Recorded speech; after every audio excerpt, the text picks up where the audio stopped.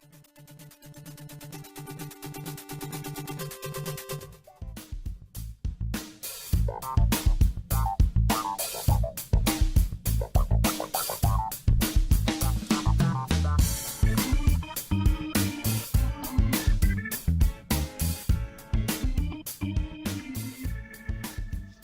YouTube, welcome back to my channel. This is Canadian Retro.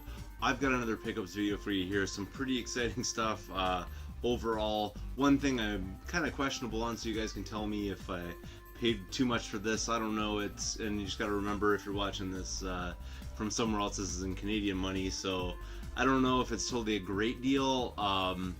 It was a reasonable deal, and I'm gonna basically be able to keep one of the games out of what I got for this deal, so I figured why not, I'd go for it.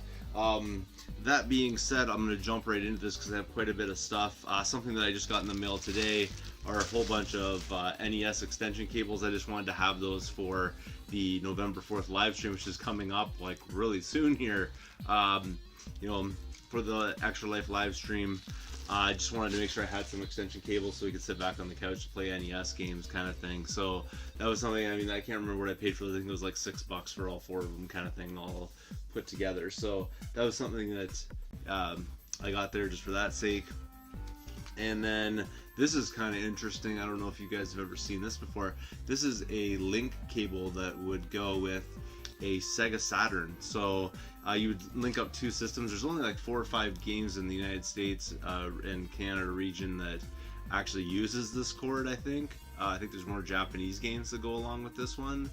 But I was just like blown away by it. The thing that caught my eye was it said Sega on it, and I couldn't imagine what it could possibly go with because I'd never seen that kind of connector before. So I just did it on a whim, and then threw that on Twitter, and the Cartridge Club community helped me out identifying what that cord was for, and that was pretty cool right there. Speaking of things that have cords on them, I picked this up from a Value Village, and that's just a PS2 controller. Normally I don't pick these up, but right now I have a Slim system that I'm trying to sell, and unfortunately they're harder to sell when you don't have a controller with them, so I decided to get that one just because it was $3.99, and you know, that's a pretty decent deal, I'd say, for a PS2 controller. Usually when I see them for like $5 they're kind of beat up and stuff, but this one's in great shape, so thought I'd grab that and I can bundle it with the system and sell that off. And speaking of other controllers, I also picked up a blue Xbox controller, which I paid $4.99 for. This was from one of my shops there, but pretty cool all around. I love the color of this one, so I already have this controller. This kind of controller, but I'll see which one's in better shape. This one's in pretty immaculate shape. It was disgusting when I found it, but when I cleaned it up, it turned out like just basically perfectly. So I'll have to test it out and see, but I just love this color, so decided to pick that one up. Moving on from that, I picked up a whole lot of empty DS cases today, and there were a few 3DS cases in there as well, and I basically just took a picture of it.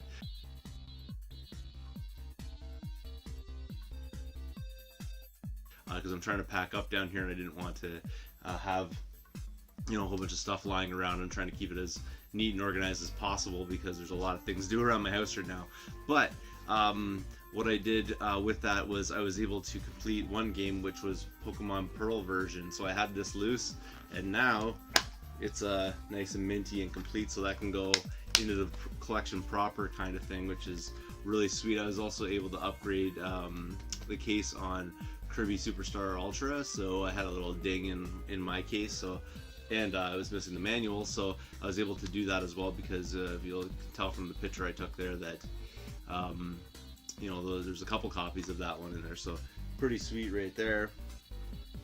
Something I picked up, this is a little bit a while ago, is I ended up picking up some Commodore VIC-20 games, which, if you guys don't know the VIC-20, it was sort of predates just slightly by a few years the Commodore 64, and it wasn't really the more popular of the two systems. The Commodore 64 is the one that people really remember, but I picked up some really solid titles for the VIC-20, and I had a VIC-20 back in the day. If you follow me on Facebook or even on Twitter, I posted pictures of my brother and I getting those two systems at the same time. Back in the day, my dad had bought out basically a guy who was getting rid of all of his Commodore stuff, and he was getting into PCs when PCs were started becoming like the home computer kind of thing.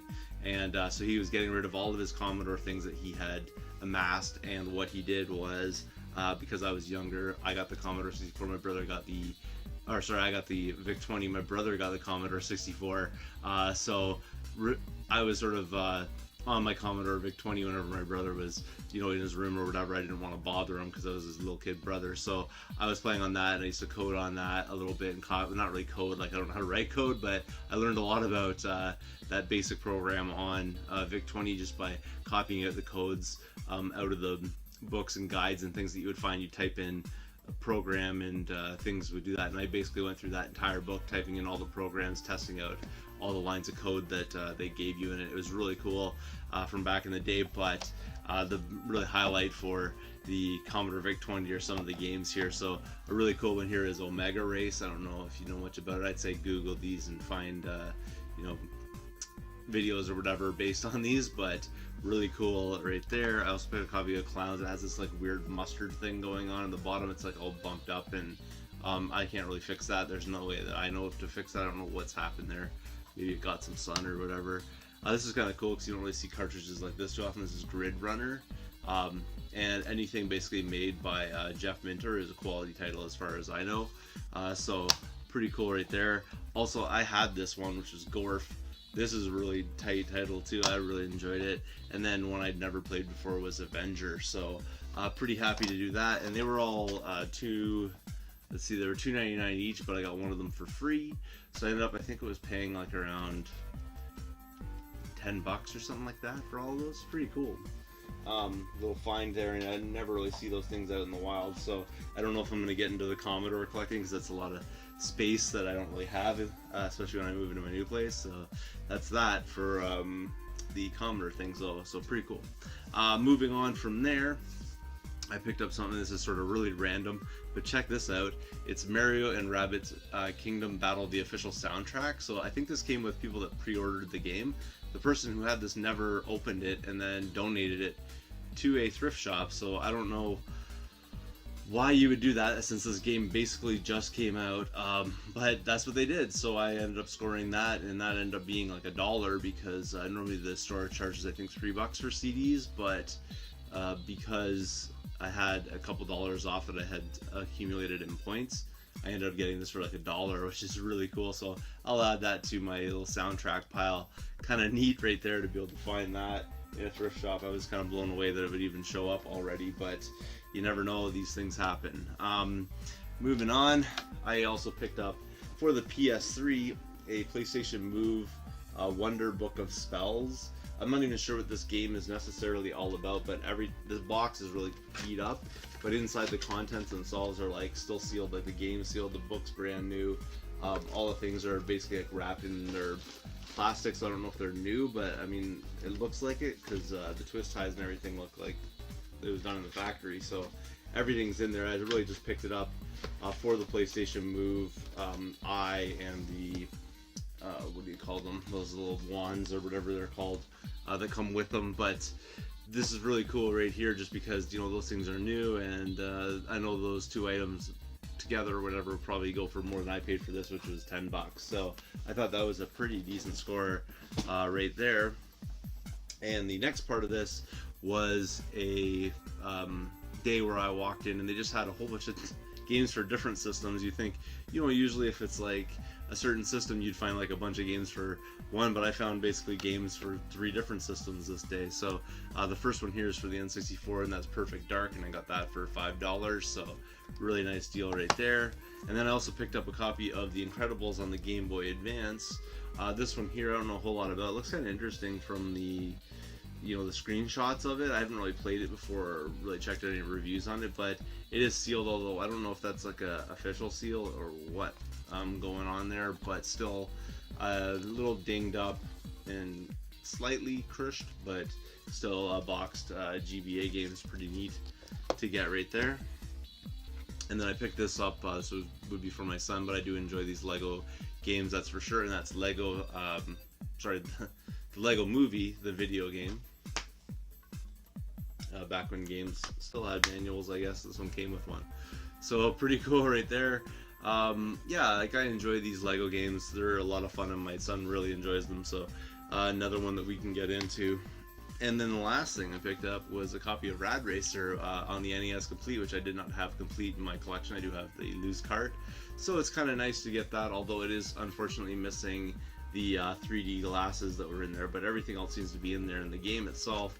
And I've never actually picked up a game like this, but it's still like in the baggie inside there, so you can tell that it's been played, but it was like very gently used, although the box is a little bit crushed. I'm thinking that probably happened when the person donated it, but I'll flatten it out and make it like in way better shape. And otherwise, other than someone tried to rip the sticker off right there and damage the box, it's in pretty decent shape for how old that is. And again, that was $5, so really nice deal right there.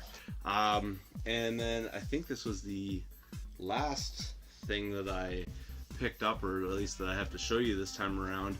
This is that sort of iffy deal. I don't know if I should have paid what I did for this. With tax, it kind of ended up pushing a little bit over the edge. I'm in Ontario here, and our tax is 13%, so that's a pretty huge sales tax kind of thing, you know, and really bumps up the price when you get up into the higher numbers here. But this was priced for $89.99, I think, and I ended up paying $100 for it. I think it was like a little bit more than $100, like $100 and a few cents, because I used $8 off that I had on it. But I picked up a NES system. Don't worry, there's more. I picked up an NES system. It's not in perfect shape, and I definitely have to clean it up. It has like a small ding out of the corner, which is always, you know, a case. But when I put a game into it, it felt like pretty tight and everything, so that's good to know. And I enjoy cleaning these up. It's really fun to take these apart and mess around with them a little bit. So that was pretty cool right there. It came with like all the accompanying kind of things with it that you would need for it. So it came with like the RF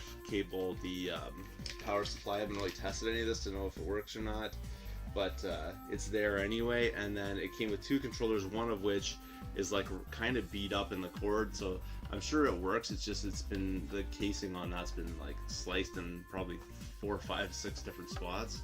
But it doesn't look like the wires are compromised, so I'm probably guessing that this controller works. Unfortunately, that's the condition it is in, so that's that. But it did come with another controller, which, although dirty, feels pretty solid, and the cord's totally intact on that one, so that's pretty cool. Also came randomly with an HDMI cord, which is basically the antithesis of what we're talking about here. I don't know why that was in here, but it's like super heavy duty one anyway, so I don't know, whatever. Anyways, it came with that for some reason in a bag with all this stuff, and then it came with a few games. So the first one here is the one that I'm actually keeping for my collection. It's nothing crazy or expensive, but I didn't have it already, so why not? And that's Rad Racer. Now originally this game had, basically up until this point, someone had like Sharpied all over it, so I used a little Sharpie trick to get the Sharpie off, or the whiteboard marker trick kind of thing to get the Sharpie off of it.